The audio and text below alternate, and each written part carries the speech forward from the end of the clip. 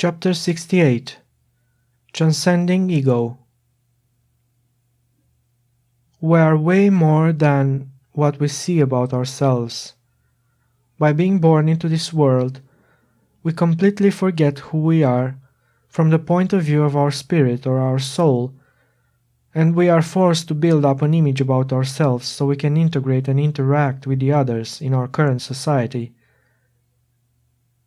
This image about ourselves is our ego, our personality, our uniqueness, our character.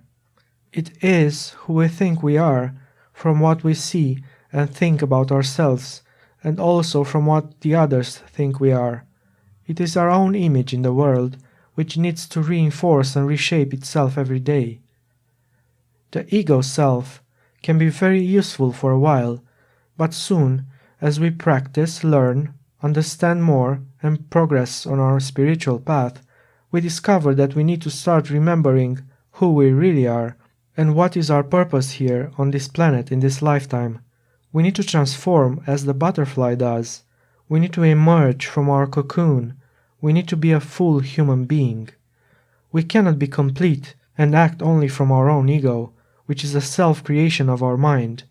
We need to gradually open our minds and hearts in order to be a full human being in this universe and see and embrace all the facets and possibilities that life has to offer. We need to think outside the box, meaning we need to embrace life with an open mind. We need to shed unnecessary parts of our ego, like an old clothing, and put on our beautiful new clothes. As a man cannot feel complete without his woman partner, so do we, as a human being, cannot feel complete without the emergence of our own spirit in favor of our ego mind.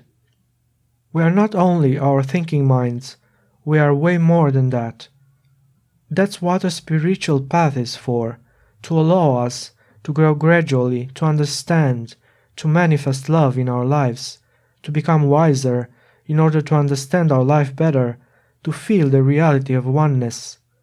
Some people find their own way in transcending their ego, and they tend to refuse the idea of having a classic spiritual practice of any kind.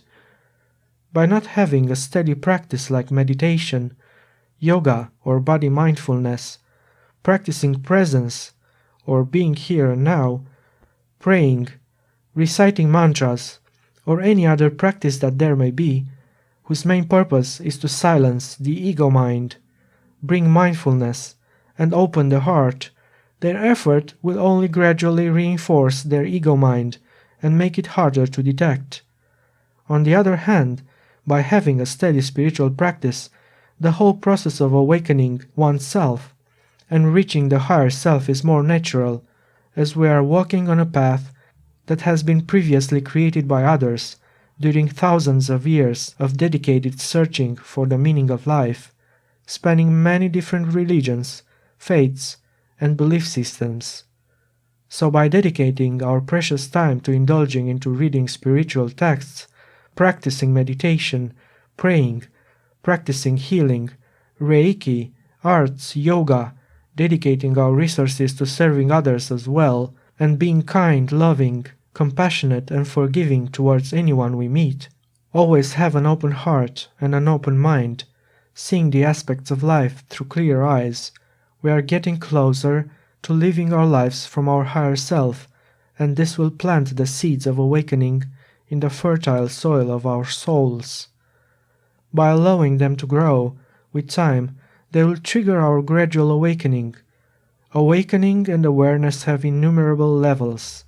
You can be aware, and so on, as you can be awake, more awake, and so on. The completion of our path of awakening is enlightenment. The more we practice on our spiritual path, the more we understand, accept, and shed the unnecessary parts of our own ego, the more we awaken, the more we see our spirit and remember who we really are, the more we get closer to the truth.